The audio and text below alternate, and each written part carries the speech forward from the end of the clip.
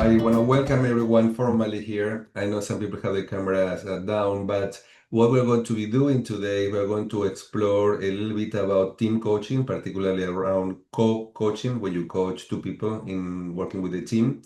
And this is in the context of our company, Goldvarg Consulting Group, and we have these sessions once a month to bring more awareness about what is team coaching and how it works. And we invite anybody who wants to join us. Also, some of the graduates. We don't have graduates here today. I think we're starting the year, but this is also a space for graduates from the program to come back and continue their learning. So that's our goal. So Larissa is part of our team and is going to be presenting on co-coaching. And next month, we have Inga Bielinska, who is all going to be sharing about a case presentation, sharing her experience working with the team.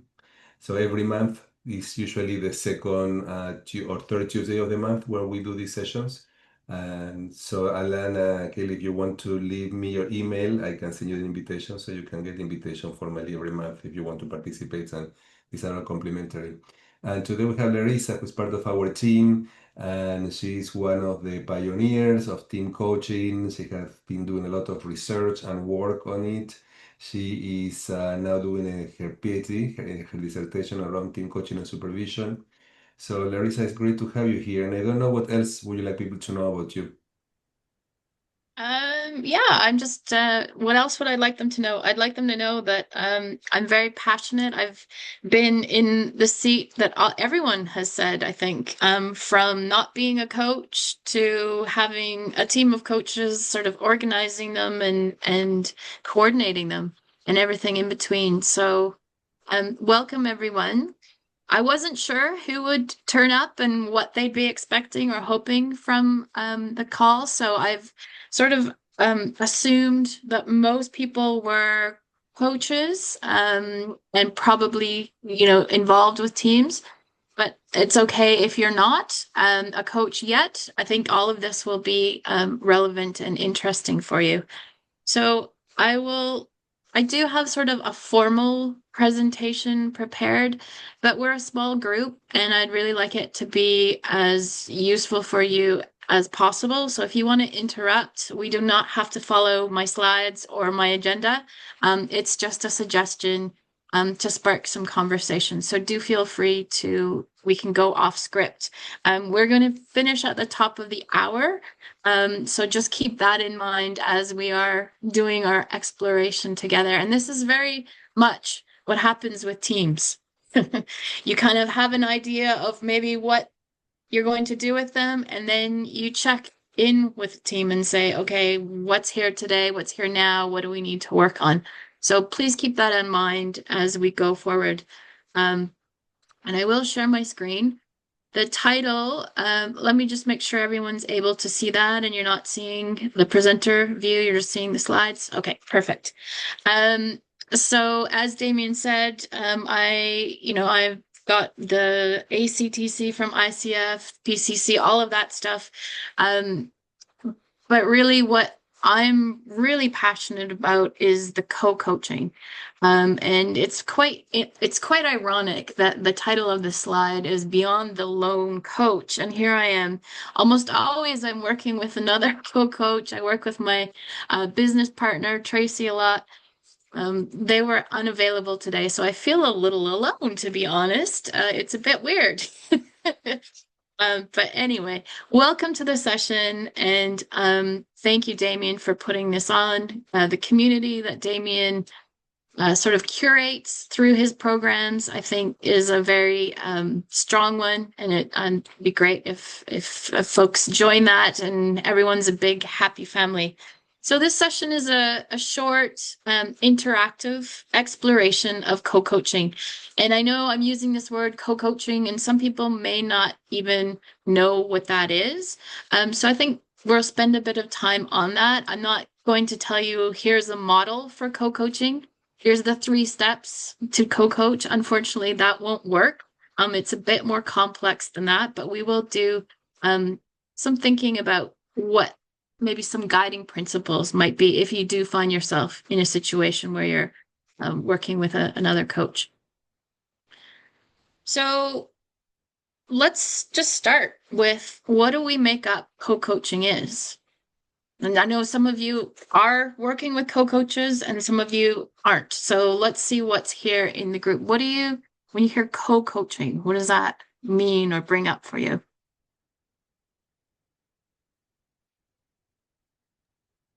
At first, I thought it was me and another coach coaching either an individual or a team. So that's what co-coaching for some reason that was my first impression. Okay, great. Anyone want to add or build on that? I am thinking something along the lines of maybe two coaches working together towards some common goal, perhaps. Okay, yeah. Good. So it's two coaches. Sometimes if it's a really large team, there might be more than two coaches. But generally, when you have a larger team, often sort of best practice or common practice is to co-coach. So it's not the lone coach. So that was the title of kind of my presentation slide. It's not one coach working with a team. And why would that be? Why would we want another coach alongside of us when we're working with a team? So, Roland, I know how you said it might be with two people coaching one person. I mean, that could happen, but I don't think that happens all that often. It's usually for a team and a team of a, significant size. So what do we make up? Why would it be helpful to have another coach alongside of us? Speaking from experience, I think there's strength in being able to have additional perspectives to help challenge the group with. And also, when there's a lot of people, sometimes the accountability can get lost because people are just bystanders. So I think a second coach can help fortify the commitment to accountability. Yeah, those are all good reasons. Anything else that you can think of? Now that we talk about more, the word coming to mind is like that I'm familiar with is co-facilitating. So I'm wondering if that's maybe along the lines of what we're saying here, because that makes sense to me around having a co-facilitator with a group. Because of my experience of leading cohorts, there's a lot of energy dynamics that come up, and it would be super helpful to have an additional lead or another coach to support me in that rather than me trying to be the lone person navigating multiple different personalities at once. Yeah, absolutely. So the dynamics, it can be really helpful. There's something that you said, and Roland, I see you've come off mute. Did you want to add anything? Well, I would say that when you're assessing as to how the coaching session went, it's helpful to have that kind of feedback from somebody else's viewpoint who was also kind of like on the ground, in the field, pretty much dealing with the dynamics. So I will say that will be extremely helpful to me to be able to just kind of like, what do you think? How did it go? But also, in addition to that, I would say different styles.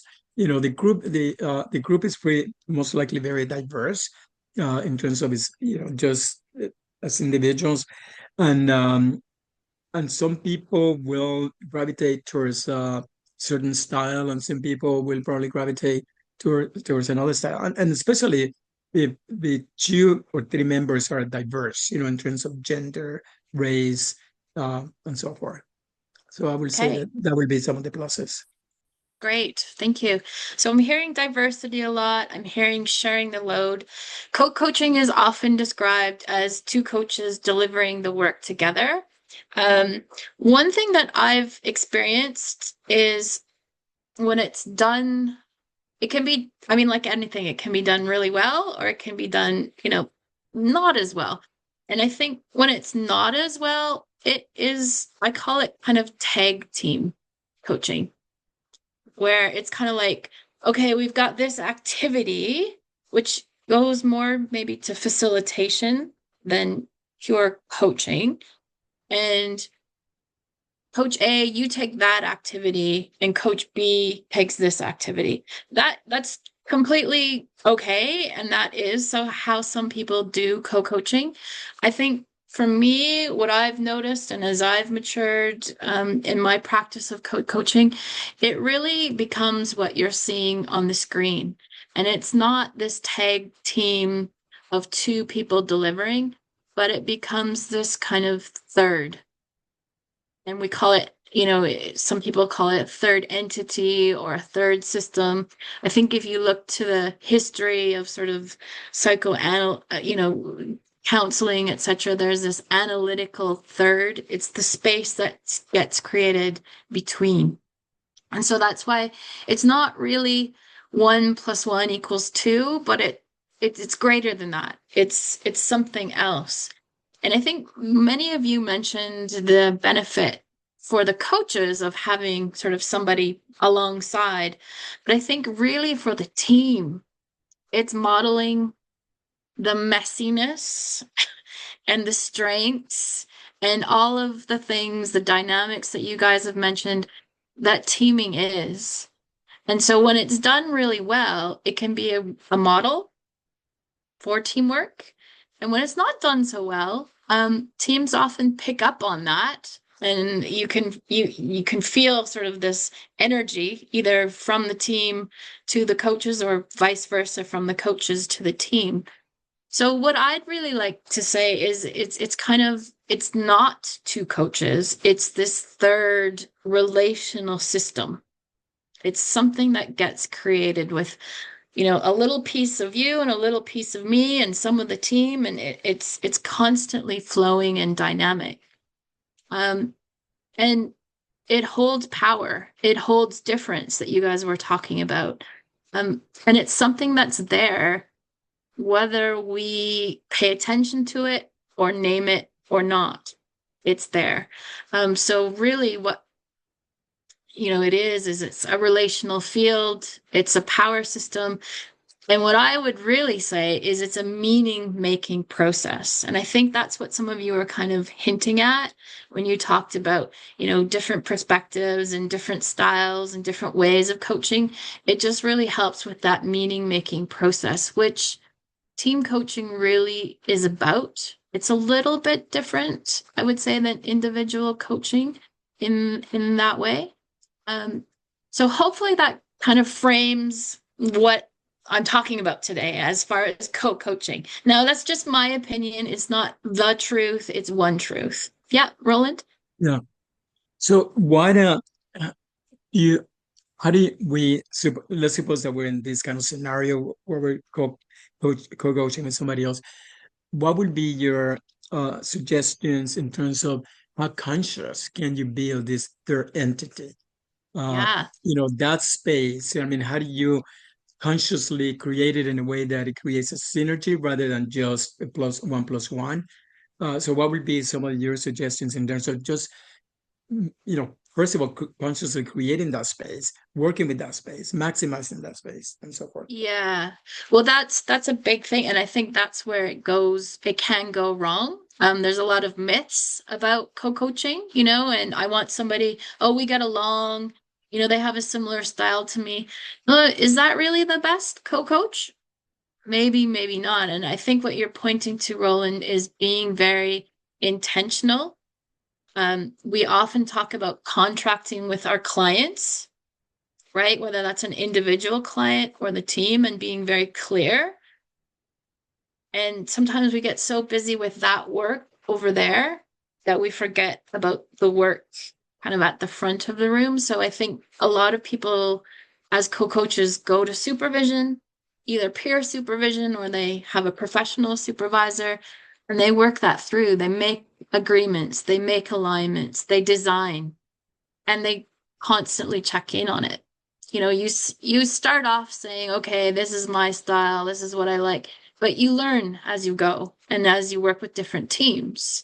Different coaches will have different triggers, different strengths. So it's very much about making it conscious.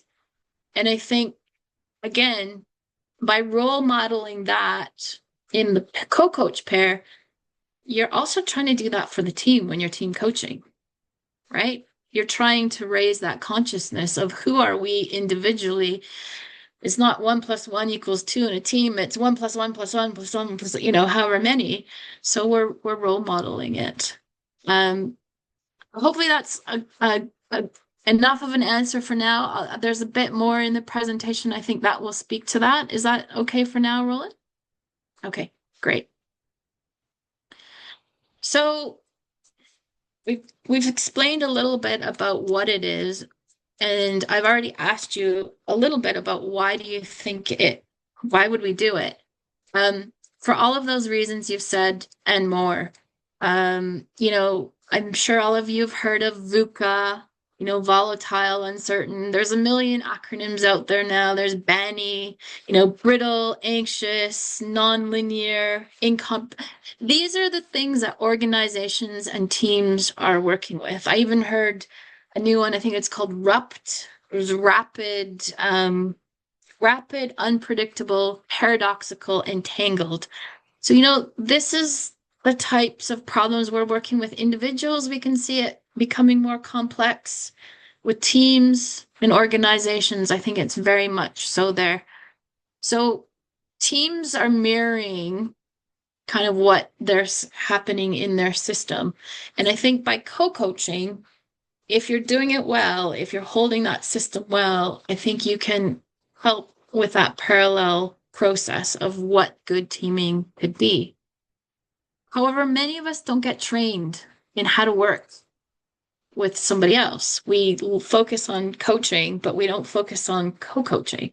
So I think it's a little bit more to it than just, we're good friends or we work well together, let's go forward. I think it is really a big learning process. So, I also think when you have two people, and some of you mentioned this, is I don't think you can ever get a full, complete picture, but I think you get a slightly more complete picture, especially if you have two different styles and two different perspectives. I'm going to pick up on something that maybe my co-coach won't, and vice versa. The team might resonate more with me and my style, or they might resonate more with my colleague. And so I think that those are all kind of reasons why we might do this. And just the complexity. The complexity is there. And some people think, oh, it makes it simpler if you work with a co-coach, but that isn't necessarily true, right? It can make I think it's crucial to underline that co-coaching doesn't necessarily reduce the complexity, but I think it shifts it and it moves it to different places. So I'm saying a lot. I'm just going to do a quick pause there and see if that brought anything up for anybody. Okay. Larissa, what I want to say Damian? is that the International Coaching Federation, in the framework of team coaching, they encourage coaches to work with a co-coach. Absolutely. And Yeah. I think that in the framework, it's important to do that. But as you say, like 4 ears, get more information that can be used for exploration. But that does not mean necessarily that it's going to be simpler. I know No. you with Tracy, you have been working for many years and you have a beautiful relationship. But sometimes that relationship cannot be as smooth. That's a possibility that can be a source of conflict too. Absolutely. It can be a source of conflict, and we'll go on to this deeper. Sometimes that's, we all know as coaches, creative conflict, right? Conflict is a grit, and whether or not it makes a pearl or not, it depends, right? So I think you can use it.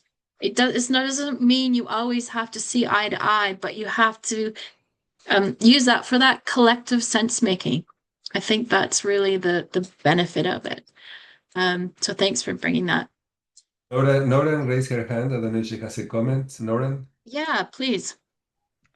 Yeah, thank you. I do have actually a couple of questions. So I guess my first question is the co-facilitation of the team coaching, is that also used to like create breakout rooms and things like that? That's my first question. And then my second question is in relation to group coaching, can that also be done with more than one coach and more than one, more than one individual? So Yeah. two questions. Yeah, good question. So I think maybe the place that I go to first when I hear both those questions is just there is quite a distinction between group coaching and team coaching.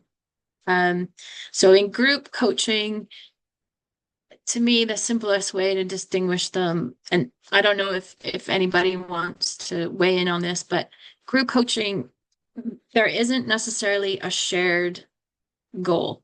There might be kind of a shared topic or a shared area like leadership development or health and wellness, but not everyone is going to have that exact same goal. It'll be related to that overarching topic.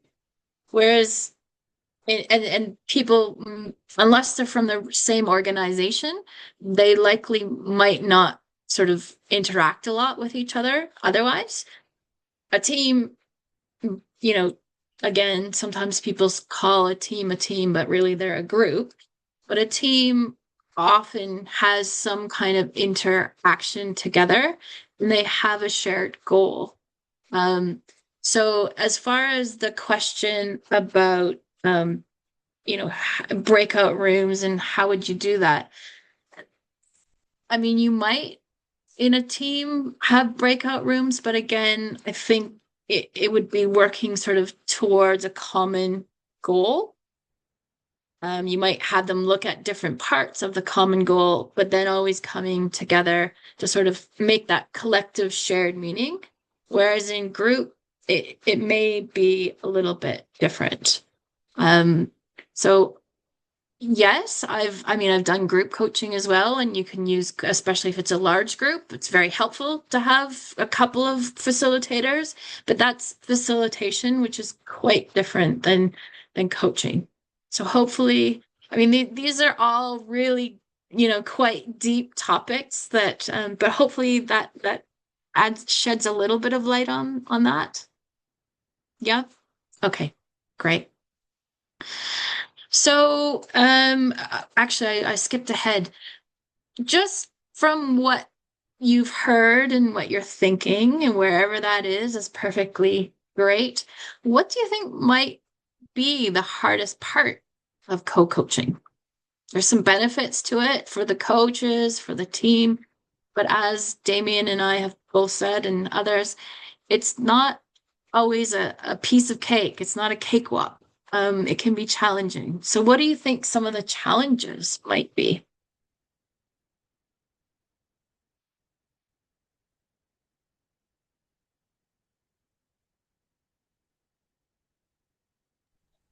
I will say I would suspect it's probably understanding each other's roles and how they're different when you're solo coaching, and also the perception of the clients and how they're understanding your roles, especially when there's two people.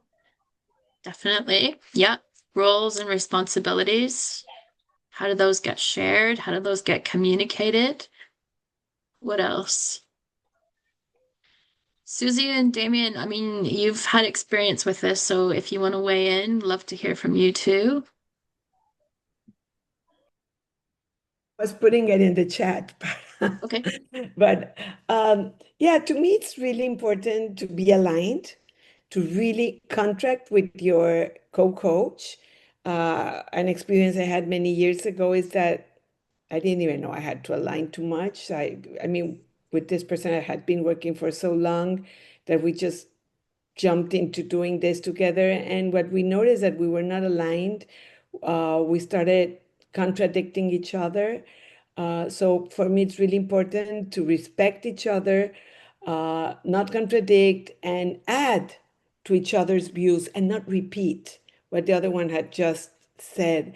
But as Damien said, bring other eyes, bring other observations. But I think that's the challenge. I think the challenge is being aligned, have a conversation first, and then give each other feedback. Yeah. Alignment is huge. Giving each other feedback, constructive feedback, right? That can be a bit challenging. Anyone else want to weigh in? Larissa, what I will add here is also in terms of contracting, based on my experience, is planning. It's like spending time beforehand, talking about alignment, talking about how you're going to be working together, clarifying needs.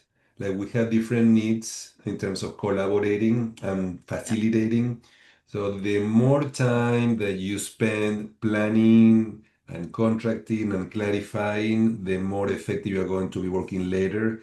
In our program, when we train team coaches, participants have to practice team coaching. We sometimes they have the choice to work with a co-coach, and if they have not spent enough time doing that, there may be issues.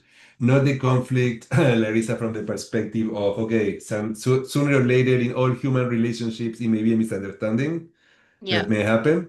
But in terms of how to do something, or for example, they say, okay, we're going to be doing this, and then one change her mind about what they're going to be doing without checking with the other one, and yeah, so that can be an issue. And the other piece, Larissa, is that many times coaches, we're used to work by ourselves. exactly. So many Yeah, coaches don't know how to collaborate. They don't know how to engage and involve somebody exactly. else and think, so that can be Yeah, challenging for people. Can I add great. one more thing? Thank I'm you. going to add one more thing, Larissa.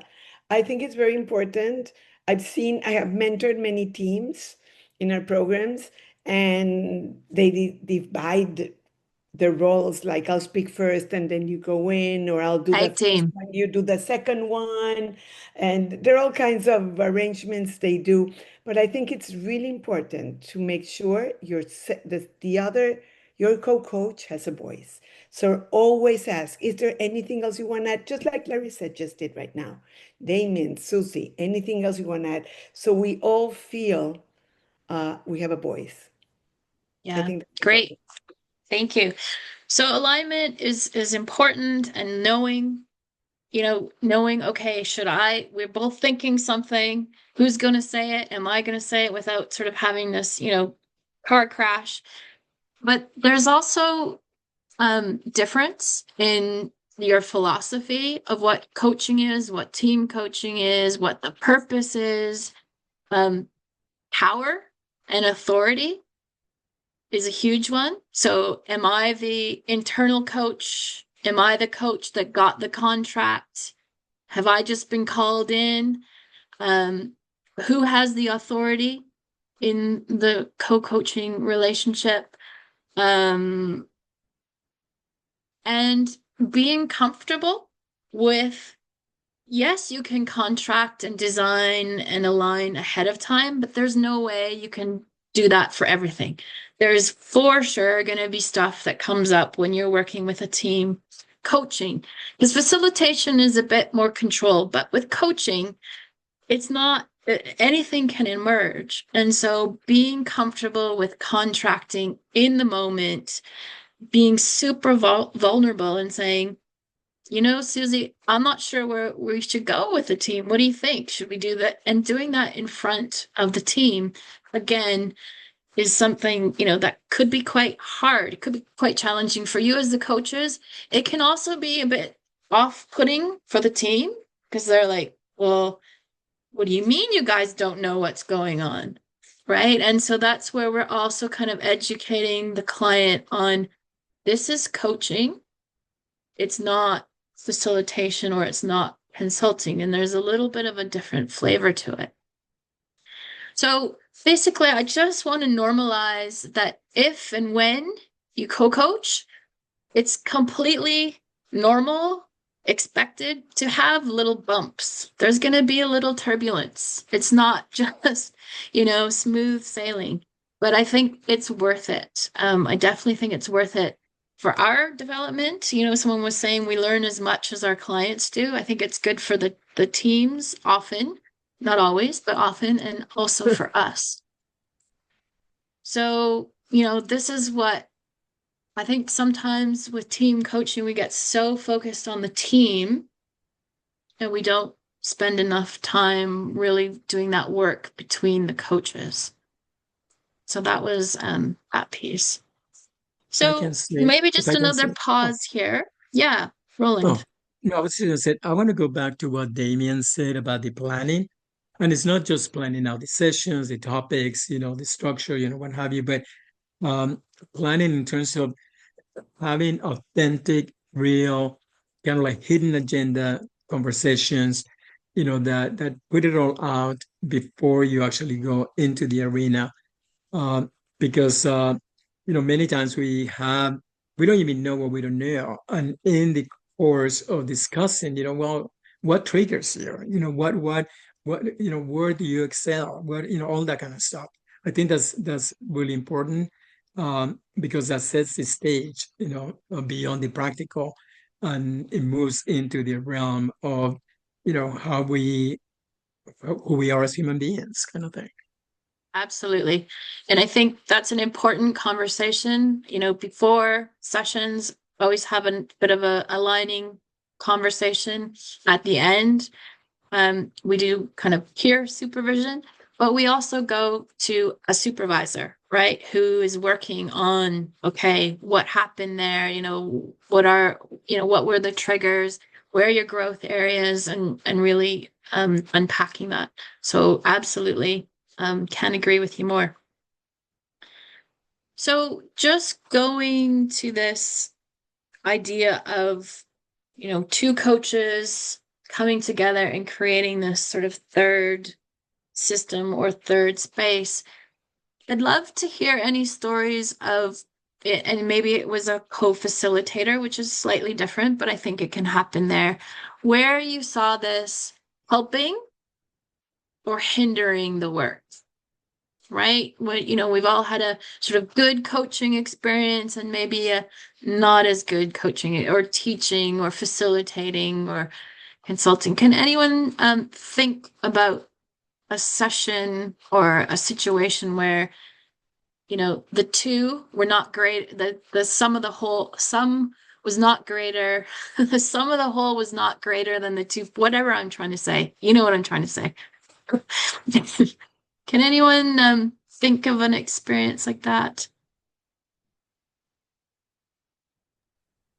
Yeah, I can share an anecdote, which I think Please. people might find interesting. But when I was an engineering leader, we had a coach come and facilitate an offsite, and he brought a co-coach, which like at our final dinner, this co-coach told me that he was in a relationship with the coach that we had hired as like the primary coach. And I think that it eroded a lot of our trust because they were not upfront with us about the dynamic between them. Yeah, so I think that blemished my experience in that situation. Yeah, I actually got goosebumps there because that is a bit, transparency and vulnerability.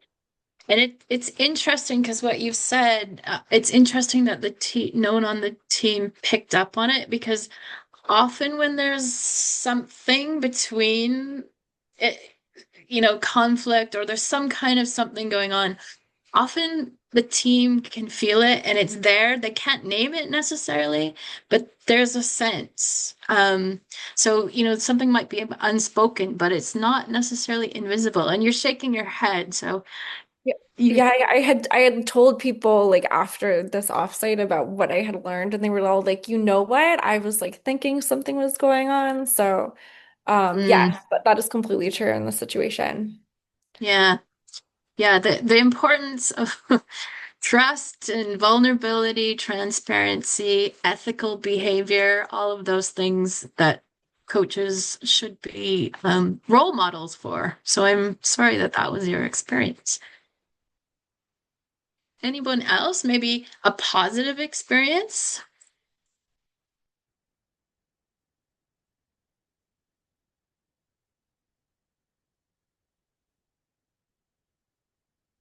Okay, Susie. I'll talk. Thanks. I think most of mine have been positive, and it has to do with the alignment, definitely, and the respect. But I must say I had two not very good experiences, and those made me learn, and they were many years ago, before I learned all this ICF framework, before I learned all these things. Uh, and one was that we had just this coach and me had just taken a course, and we learned the methodology, and we said, let's try it there, but we didn't really practice anything. We didn't talk about it much. And I had brought this client, he has been a client of mine for many years. And I don't know what I have said because I don't remember. And this other person said, no, Susie, that's not how it is. That's not what we learned. What we learned was this and this and this. And I could faint there because my credibility went down. She took over, like immediately took over. And I knew she was wrong, by the way. She was totally wrong. But I didn't want to contradict her there, of course. It was very interesting because then she made a break. The CEO of the company asked me to come out for a second, and he said, don't you ever bring this person again. I just don't like her style. I don't like Yeah. her, and this was terrible what she did. So I had a very bad experience there. That's one. And the other one, we were doing team coaching with another coach. And suddenly I could see people like not very happy, and they said to us, they said, well, we were expecting something different. We were expecting you to give us the answers to everything. We were expecting team building and exercise, like running and doing this and building things and la la la, and this is like boring. This is not what we want. We're not getting enough from you. And that means we were not really aligned. And this other coach, which I still admire a lot, said, okay, everybody, grab this and grab, and he did exactly what they wanted, right? Uh-huh. And I was like, that's not team coaching. No, that's not what I contracted for. And totally misalignment. It's like I stepped aside, I let him do it. And so we need to have a very strong conversation after, and then with, of course, the CEO of the company, because that's not what we had contracted for. So those were misalignments of I don't know, maybe somebody taking a decision really quickly without consulting in a way, making a break, maybe. I don't know, difficult situations. Yeah, so there wasn't that doesn't sound like there was really a strong third entity. It was very much one and one and in competition with each other. Exactly. In Yeah. both cases, in both cases. Yeah. And you also point to something that isn't necessarily co-coaching related, but just the importance of team coaching. Does everyone understand what it is? Why do they want it? What are they hoping to get out of it?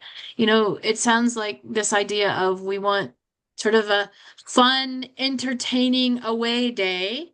Okay, if you want to do that, that's fine, but if you're expecting to go in and coach, what are you coaching to? What is the work, right? What is the business outcome that you're working towards? And I think that's really important to have that conversation, and get aligned with each other.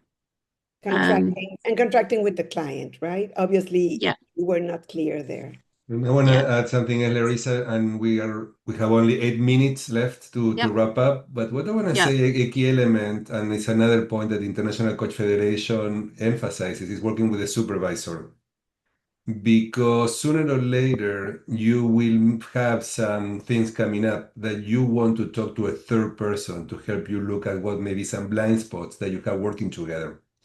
So maybe you are too supportive of each other, and to support each other, you may avoid something and you may lose effectiveness. So that's what I want to, before we Yeah. finish, Larissa, to talk about supervision and how important it is to be sure that as a team coach, working individually, but even more working with a co-coach to Yeah. have a supervisor. And that's what I really like about the program, Damien, is that's included. Like you're doing real coaching, you can work with a co-coach, and you get supervision, so you can experience all of those things.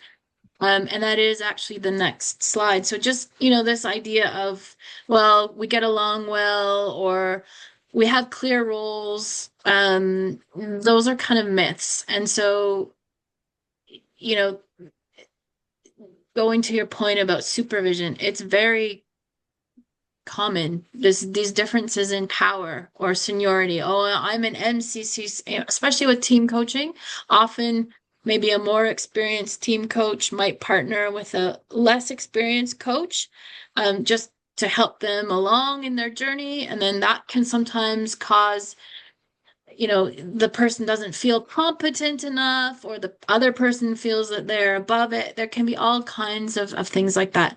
What you've mentioned, Susie, about your reputation, right? If you bring in a co-coach and something goes wrong, be careful because you're tied to that person.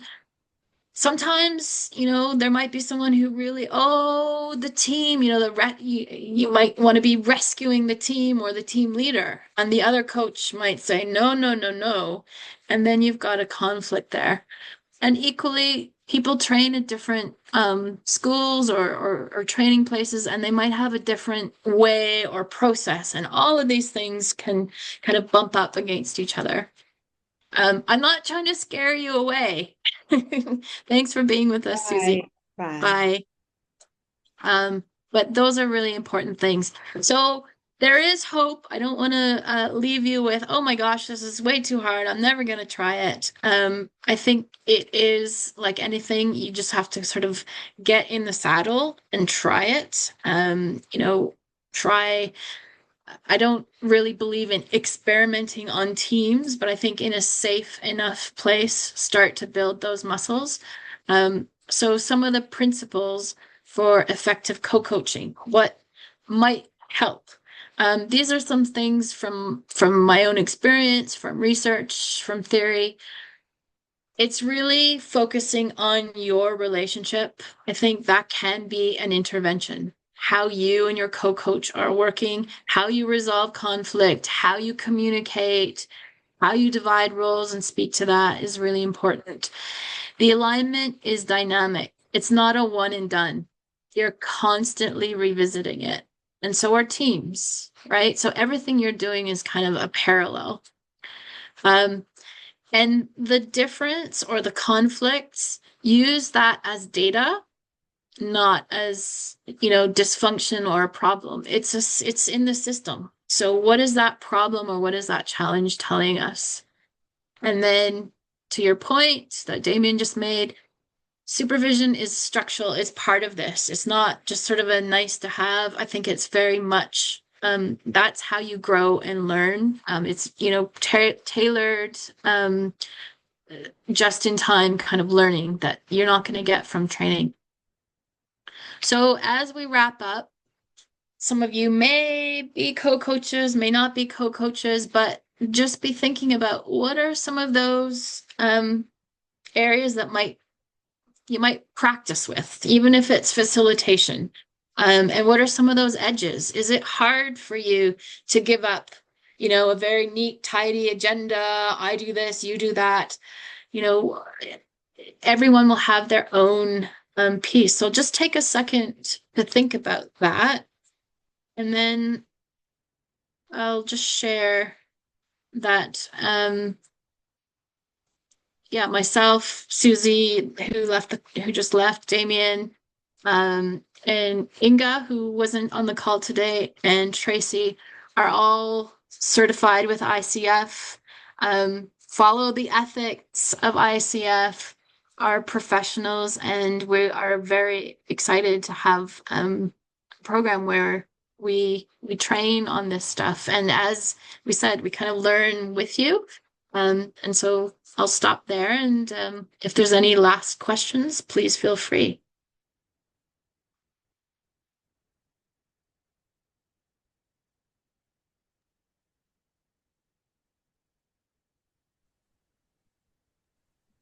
Larissa, the question I would love to hear you flesh out a little bit or speak to is around, in my mind, I have like the terms co-lead, co-facilitator, now co-coaching. And I recognize you said something along the lines of like facilitation being more controlled, whereas coaching, there's, maybe a responsiveness to what emerges. And I'm just curious to hear your distinction between facilitation and coaching a little bit more. Sure. So facilitation, to me, it is really, it's a lot more structured. It's a process. It's very much a process. You're helping the team to sort of um, get work done. I think you're also helping the team to get work done with coaching, but you're looking at not only what is the team doing, but who are they being while they're doing that. So coaching tends to be it should, I think, be a bit more driven by the client's agenda. And it's sort of, okay, where are we today? Where do we want to go? Whereas facilitation, there's kind of an overarching goal, and then the facilitator kind of decides the process for how to go there, if that makes sense. But Damian, I'm sure there's things that I haven't said that No, maybe he could add to fill in the the, picture a bit more. the only thing that I will add is the word responsibility. When Right. you are facilitating, you are responsible for the group or team to move forward. So you have an And the agenda, outcome. there is an agenda, there is an Yeah. outcome, and you need to make it happen in some way. But it's like in coaching. Coaching is not your responsibility. You go as a coach, you support the team, help to support, and some is a little bit of facilitation. But the difference between facilitation formally that you are not responsible at the end of the day for the outcome. Can you hear the difference? So as Larissa is saying, you are with the team, you ask questions, you challenge the team, you invite the team to look at themselves in the mirror to see what they're doing that is effective or not. You make comments of observations of what you noticed when you're working with the team to support the team to accomplish whatever they need to accomplish. But at the end of Yeah. the day, it's like in coaching, individual coaching. The coach is not responsible for the outcome of the client. We are there. Maybe Yeah. one more thing that I'm just thinking of as you're speaking is you really, in facilitation, I don't think you're trying to get the team necessarily to facilitate themselves. Hmm. In coaching, ideally, you kind of want to back off and have the team start to coach themselves, if that makes sense. Like they take on more of that role. And to just underline, I don't think it's realistic that anybody is team coaching 100% of the time. So there will be some facilitation, there'll be some leading, there'll be some training, there'll be some consult. It can be a mix of those. So I just want to clarify that. And Kaylee, you have your hand up. Yeah, and I know we're out of time. Is it okay if I ask? Yeah, if people need to go, certainly I can stay behind and speak with Kaylee. Thank you everyone for being on the call. And Yeah. Damien, Uh, anything else you want to yes, say? I just put in the chat box the information about our team coaching certification. And we have discounts for graduates from our programs. So Nora and Roland, if you're interested, give me a call and let me know, and I can give you more details. And Alana, for you, I don't know if that's of your interest, but you can find there the brochure about the program with all of the details. And I got the Kaylee's email, but I didn't get yours. So I don't know if you want to share that with me or not. It's up to you. But if you want to me to add you to the mailing list to receive the information about our newsletter with our free presentations and programs, you can do that. Me, I sent it in or privately to your chat, and then Okay. I didn't see. I was looking at everybody's chat. I didn't look at yours. oh, Okay, okay, okay, great. I got it. Thank you. awesome, thank you. Kaylee, so if you want to go, again, thank you. And if you want to stay and hear what Kaylee's question is, you're welcome to. I'll stay behind and answer if I can. Yeah, thank you. So my question is in the context of a team, there's usually a person who has a lot of authority. I think the leader, Yeah. the CEO or something. And I'm Yeah. wondering if in your experience, it makes sense to engage them and kind of what you were talking about is like you want the team to start coaching themselves, but to like kind of as a co-coach or maybe as like a third person of the co-coaching dynamic, establish a role within that senior leader as well. Is that something that you do? Absolutely. Yeah, absolutely. And it always is a red flag for me if the leader is like, "Oh yeah, I'm busy that day." No, you should be part of the process because you're going to own the process. Okay. And there's a lot of contracting to do with that leader, because they are going to potentially be in a very vulnerable position. Because if we start having the kinds of conversations that we want to, so definitely like that's a whole, we could probably do another whole session on that, but your intuition is right. That is a key role, and working with them is huge. Yeah. So you can think of them almost as another co-coach along with you. Yeah. Yeah, that's All exactly right. what we're thinking. Cool. Yeah, thanks for the fantastic questions. And it was lovely to meet everyone. Thank you, Damian. Thank you, Larissa. It was a great session. I appreciate you spending time with us today, and this was really interesting. So, even though we didn't have a lot of people showing up as we expected, we still are going to share the recording. So many people, Larissa, is going to benefit from your session today. So, thank you for that. Fantastic. All right. Be well, everyone. Take Bye care. for now.